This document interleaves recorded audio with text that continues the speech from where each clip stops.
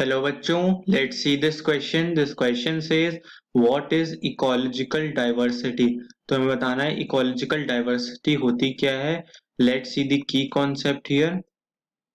की कॉन्सेप्ट क्या होता है? Key concept is biodiversity.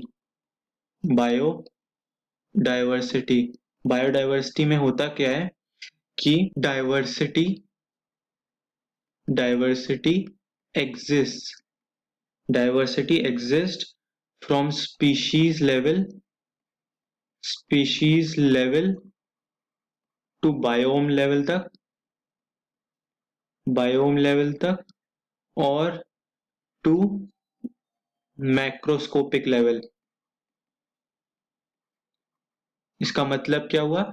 Diversity है मतलब किस अलग अलग तरीके के किस्म के स्पीशीज हैं स्पीशीज हैं या फिर बायोम लेवल तक जाता है। बायोम लेवल तक मतलब एक्वाटिक बायोम, टेरेस्ट्रियल बायोम, ये सारे जो होते हैं ना कि अर्थ को ज्यादा से ज्यादा एरिया में कवर करते हैं, उसको बायोम लेवल कहते हैं। मैक्रोस्कोपिक लेवल और टू अ मैक्रोस्कोपिक लेवल, और we could say to microscopic level. Microscopic मतलब माइक्रोस्कोपिक में कैसे आ जाएंगे, और टू मैक्रोमोलिक्यूल्स लेवल तक, मतलब एटम्स मॉलिक्यूल्स तक भी ये सारे डाइवर्सिटी में आ जाते हैं। तो हमें यहाँ पे बताना है what is this ecological diversity. Ecology क्या होता है? बायोडाइवर्सिटी को मेनली तीन मेजर बायोडाइवर्सिटीज में कंपोनेंट्स में डाल सकते हैं। वन इज जेनेटिक डाइवर्सिटी होती है। अनदर वन इज मतलब जीन्स के लेवल पे जो डाइवर्सिटी हो। Second is ecological diversity. ये डाइवर्सिटी कहाँ तक पाई जाती है? इकोसिस्टम में देखी जा सकती है। कहाँ पे? इकोसिस्टम में। And third is our species diversity. Species level पे डाइवर्सिटी देखी जाती है। So these are the major, या we could say the most important, सबसे जरूरी तीन डाइवर्सिटीज हैं: ecological diversity, genetic diversity, species diversity. Ecological diversity में कौन सी डाइवर्सिटी देखी जाती है? We see it the ecosystem. तो इकोसिस्टम क्या होता है? इकोसिस्टम इज अ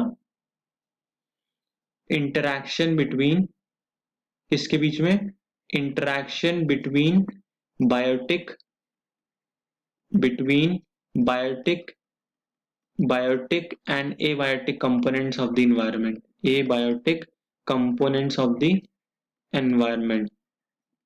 तो होता क्या है कि एनवायरमेंट, जैसे बायोटिक कौन से हो गए?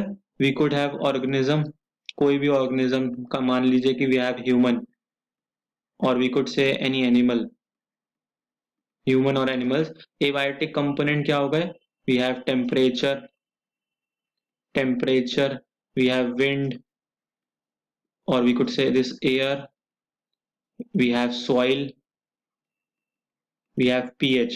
तो इन सब के कंपोनेंट्स के बीच में मतलब biotic and their abiotic components of environment which could be their physical surrounding environment. कैसे होते हैं?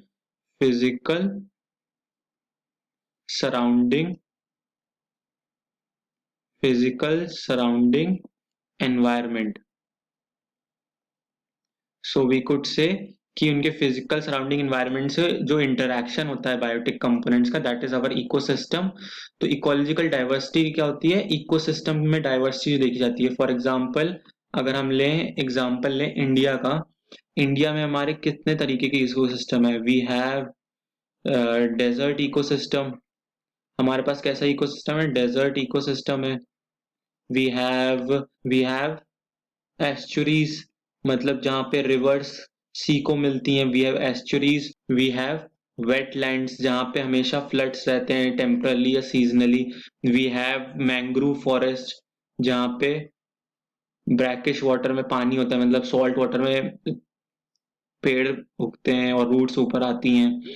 Then we have the rain forest, जहाँ पे एवरग्रीन फॉरेस्ट होते हैं, जहाँ पे rain is more. So we can see कितने तरीके के इकोसिस्टम्स हैं हमारे पास। These are all ecosystems within India itself. तो एक और जैसे एक होता है कोरल रीफ्स भी हैं, कोरल रीफ्स का होती हैं, they are under water ecosystem होती हैं. So these are examples of many ecosystems within India. तो हम कह सकते हैं India is an ecological diverse country. तो मतलब जहाँ पे कई तरह के इकोसिस्टम पाए जाएंगे और उसमें किस्म किस्म के डाइवर्सिटी होगी, मतलब किस्म किस्म के ऑर्गेनिज्म होंगे एंड उनके साथ इंटरेक्शन जो हो रहा होगा अबायोटिक कंपोनेंट्स का वो भी कई सारे तरीके के होंगे. So we constitute in the ecological diversity. Hope you all understood this question well. Best of luck.